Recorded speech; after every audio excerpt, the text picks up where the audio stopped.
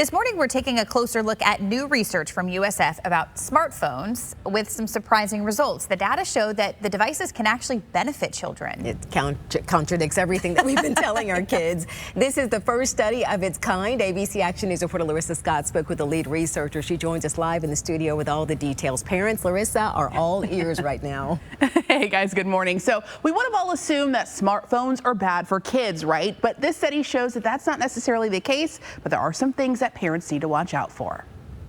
There's a new study by USF looking into kids' digital media use. It's the first lifespan study looking into this. The first thing we did was to get some baseline and some descriptive data by surveying 1,500 kids or so in Florida. That's Justin Martin, who's the lead researcher on the project. I spoke with him about all the data he's uncovered. Our data show that 78% of 11, 12, and 13-year-olds in Florida have their own smartphones already. He said his team expected to find that smartphone ownership was associated with negative impacts for kids 11 to 13. But that's not what we found. In almost every wellness measure we assessed, kids who have their own smartphones fared better than kids who don't. And those results were surprising. They showed that kids with smartphones were less likely to report depression and anxiety symptoms, were more likely to spend time in person with friends, and that there's an association between owning a smartphone and kids feeling better about themselves, which means it's not necessarily owning a device that's harmful to children, but rather what they do on it. According to the study, social media platforms for posting like TikTok and Instagram can be harmful for kids' mental health.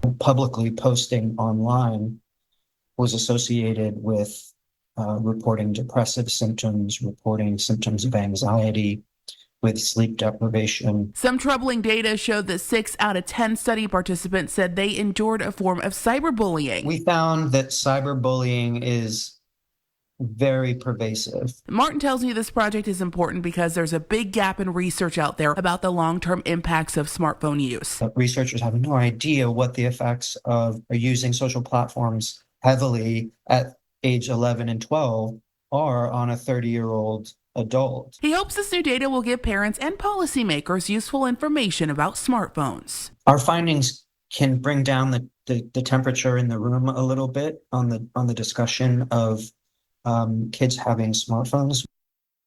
Now, the research team advises parents to keep kids off of social media posting platforms until they're older and to be on guard for cyberbullying. Their goal with this study is to survey the same kids for many years into the future to gather more data about the long-term impact.